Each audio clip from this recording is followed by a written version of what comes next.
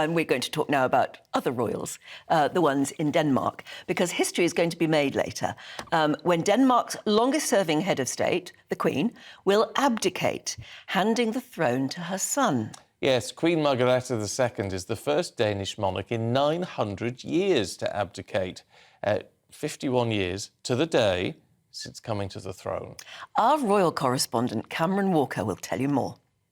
I've decided that now is the right time. On the 14th of January 2024, 52 years after I succeeded my beloved father, I will step down as Queen of Denmark. Denmark's 83-year-old Queen's shock announcement took millions of Danes by surprise. For the first time in 900 years of Danish history, the monarch will abdicate after half a century as the country's longest-serving head of state. Queen Margrethe and Queen Elizabeth were distant cousins, both descending from Queen Victoria. And in 2022, she welcomed our future Queen, Princess Catherine, to the royal palace, who was on a fact-finding mission for her early years' work.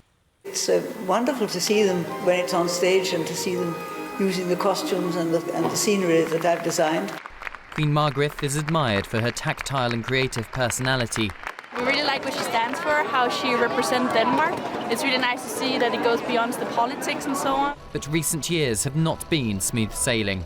Her Majesty removed the Prince and Princess titles from her grandchildren born to her second son.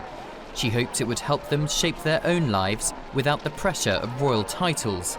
But the spare wasn't happy. Prince Joachim publicly spoke out against his mother's decision. Remind you of anyone? It's not just Prince Harry who's talked about family dramas. In February, the Queen had extensive surgery on her back. Her long period of recovery meant her eldest son, Crown Prince Frederik, took on her duties. Today, he does so permanently as Denmark's new king.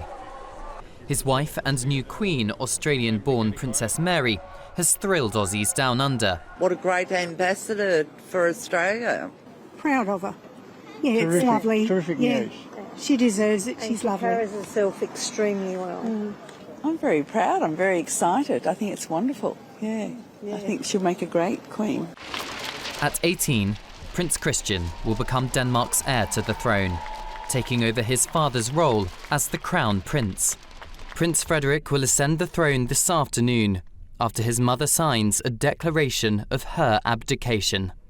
Cameron Walker, GB News. Well, let's talk to... Well, it's fascinating, It's isn't fascinating. They're an incredibly good-looking family. But she, but Queen Margrethe didn't tell anyone she was going to abdicate until she read it out in her Christmas speech. She must have done that secretly so that she wouldn't be talked out of it. Maybe so. Maybe so. Let's talk to former butler to the King, or Prince Charles as he was then, Grant Harold. Good to see you, Grant, as always. Now, as Anne says, it is absolutely fascinating, but we also have to bear in mind the differences. It is a very different royal family to ours, isn't it, in many respects? Absolutely. Good morning, and good morning, Stephen. You're quite right. It's a very different royal family. It's got the same kind of constitutional powers. Obviously, our late Queen, their present Queen, advises the ministers. She signs bills, but she doesn't actually get involved in the actual running of the country. It's kind of similar to the UK, but it is different because they're kind of seen as more. I want to say more with the people. Now, obviously, our royal family's changed a lot in recent years, where I think with Queen Margrethe, you've seen scenes of her where she kind of walks the streets on her own. But then, if I can say, our Princess of Wales does some quite similar. So the royal family, our royal family are very much catching up with theirs. And also, budget-wise, is very different. You know, our royal family, for the taxpayers, is over 87 million. Their royal family is about 13 million. So it's very different. It's very different. But equally, as Anne mentioned, it's fascinating because this coronation, I should also mention, is not like the coronation of King Charles. It's quite simply the Queen abdicates and the Prime Minister announces Prince Frederik as the new King Frederik X and Queen Mary. So there's no kind of big celebrate or anything. It's very different to the way that we do things. The fact that she sort of took her own decision and then announced it herself without telling anyone else about abdicating sort of gives you the idea that maybe our Queen, Elizabeth, once upon a time did sort of think about abdication but rejected the idea. You know, and I think it's one of those. I've been thinking about that because this Queen we're talking about, she's 83 years old. She's quite a little bit younger than our late Queen. And as we've heard recently about our late Queen, very much kind of, well, we saw what our late Queen did. I mean, she even saw her Prime Minister the day before she died. She took duty really seriously. But there was always that question, wasn't there? Would she have abdicated in favour of her son, and obviously decided that that was not what she wanted to do? What I'm discovering from European royal families, it's not that unusual for the monarchs to abdicate in favour of their children when they get to a certain age. And I think, again, as you've mentioned, Queen Margrethe has been suffering a little bit with health. Maybe she feels that she's not able to fulfil that role any longer, and that's why she's passed it on to her son. But as I've said before, I don't ever see our royal family kind of follow on that. I've been asked many times over if I think that the king would ever abdicate in favour of his son. I just don't think it will happen. And also, the only time we've had an abdication was obviously King Edward VIII, and that was over love over 70 years ago. Well, indeed, yeah. Look, Grant, as always, it's good to see you. Thanks very much indeed. I don't like abdication.